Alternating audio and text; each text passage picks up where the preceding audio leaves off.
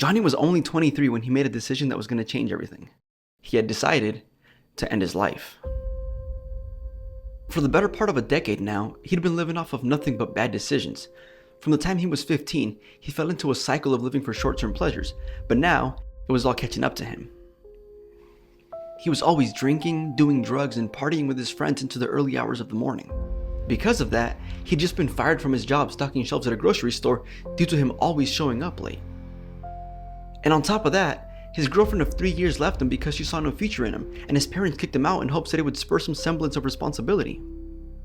Johnny was depressed. He was tired of living like this, and he knew that it was time. He decided to cut off all his friends. He called his parents and told them that he was sorry for everything he put him through. He texted his ex and apologized to her as well, stating he wished her nothing but the best. He knew this was it. He was determined to put an end to everything. But this story is not about suicide. Johnny was indeed going to end his life, but only so he can begin living his new one.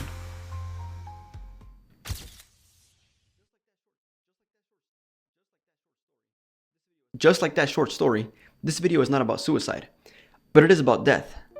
Not in a literal sense like when a person dies and we never see them again, but in the sense that things must often die so they can begin anew. This type of death is all around us. Take trees for example. Every fall, they experience a sort of death. They lose all of their leaves, they go dormant. To the human eye, they appear dead and lifeless. But in reality, trees experience this temporary death so that they may live through the winter, a more difficult season in their life. Once the spring rolls around, the leaves return, flowers start sprouting, life emerges once again. And this revival can sometimes make the trees even more beautiful than they were before. Butterflies are another great example. As caterpillars grow, they enter a metamorphosis stage in which they envelop themselves in a cocoon. This cocoon presents as a brown, seemingly lifeless shell, something you would completely disregard as a living creature if you knew nothing about it. And what goes on inside a cocoon is even more like death. The caterpillar literally dissolves the majority of its body so that it can give rise to the butterfly. In a sense, the caterpillar kills one version of itself so that it can give life to its true form. After this temporary death, the life that emerges is not only more beautiful, but it's also more functional. It's a form that's better equipped for every single aspect of life.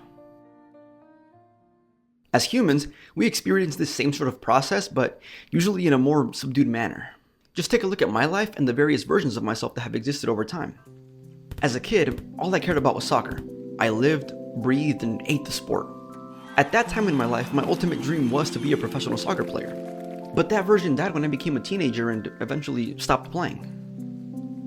As a teenager, I entered the dreadful partying stage.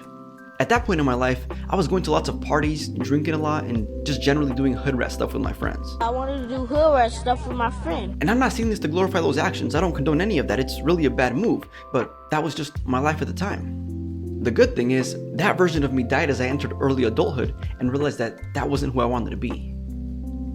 As for the adult stage, this one is ever-changing.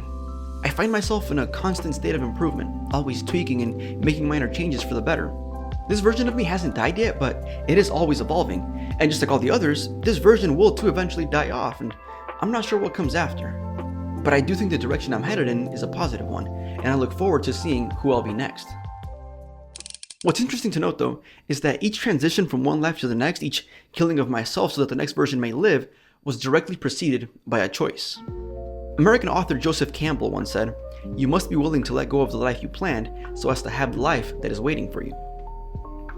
In the same way that a butterfly makes a decision to form a cocoon and dissolve its body to make way for a new one, in the same way that I made a decision to quit unhealthy and dangerous behaviors, you must also make a decision to leave behind parts of yourself that no longer serve you. If you look at your current self, at who you are in this very moment, if you really examine yourself, what needs to die for the next version of you to emerge? Is it an unhealthy habit that you know will hurt you in the long run? Is it a bad mindset that holds you back from the things you really want to do? Is it a toxic group of friends that constantly pull you towards negative choices? There is no wrong answer, but there is always an answer. What's the next intentional death you need to create within yourself? Again, I want to stress, this video is not about suicide. It's about transformation. It's about letting go. It's about making better decisions. It's about becoming the best possible version of yourself. Yes, it is about embracing death, but only as a means of truly living. Hey, thank you so much for watching. If this idea resonated with you, then you need to hear why thinking about death often may actually be the best thing for your life. You can check it out here.